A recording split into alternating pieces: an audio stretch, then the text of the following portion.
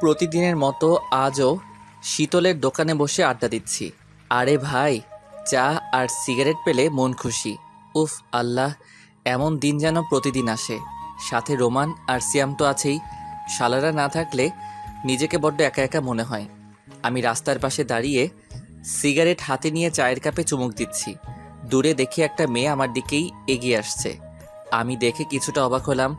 আমার দিকে আসে কেন? আস্তে আস্তে আমার দিকে এসে সাইড কাটিয়ে চলে গেল। এটা দেখে আমার বেস্ট ফ্রেন্ডগুলা হাসতে লাগলো।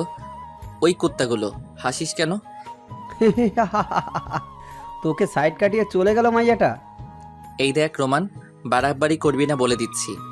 আচ্ছা এবার রোমান আমার কাছে এসে, দোস্ত, আমার একটা মাইয়া পটাইয়া দে না। এই শালা, আমাকে কি দেখে দালাল মনে হয় নাকি? দালাল নয়, তবে তুই তো লাভ গুরু। তুই কি এমন করিস যে তোর কথায় মেয়েরা ফিদা হয়ে যায়? দূর শালা, ওসব কিছু না। ভাই, ওই ট্যালেন্টটা আমায় দে না কিছুদিন ধার। হ্যাঁ, এই কথাটা ঠিক। আমি প্রচুর ফ্লার্টিং করতে পারি, তবে লাভগুরু কিনা জানি না।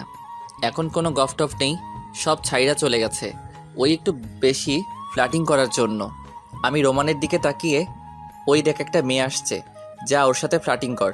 তুই ইয়ারফোনটা কানে লাগা, আমি বলে দেবো ফোনেতে, আর শুনে শুনে তাই বলবি তুই। ধন্যবাদ ভাই।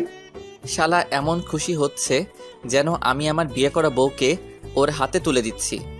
হ্যাঁ দোস্ত, যা এবার। সিয়াম ওখান থেকে আমার আর রোমানের কাণ্ড কারখানা দেখছে। ওই মেয়েটা আস্তে আস্তে আমাদের দিকে আসছে। আমি, এই যা। দোস্ত প্লিজ এটা পটাইয়া দিস।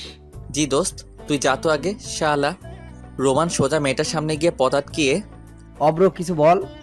শালা কুত্তার বাচ্চা, তোর কোনোদিন কোনো মেয়ে পড়বে না। হাত এগিয়ে হাই কর।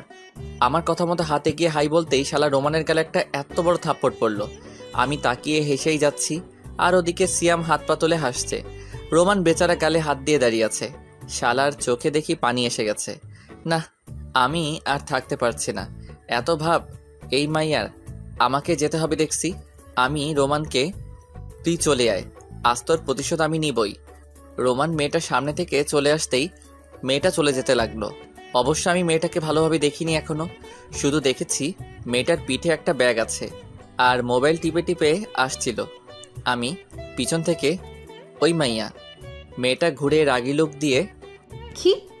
আমি কাছে গিয়ে, এটা কি আপনার আব্বুর কেনা রাস্তা নাকি? যাকে তাকে এভাবে? পুরো কথাটা আমায় বলতে না দিয়ে মানে? আমি এবার মেয়েটার দিকে তাকাতেই, ও ভাই সাব, প্রথমে ঠোঁটের দিকে নজর গেল। ভাইরে, এর ঠোঁট তো কাশ্মীরি আপেল। না মানে যাকে তাকে এভাবে ক্রাশ খাওয়াচ্ছেন। রোমান কলে আছে এখনো। ও চিৎকার করে, হারামি আমি জানি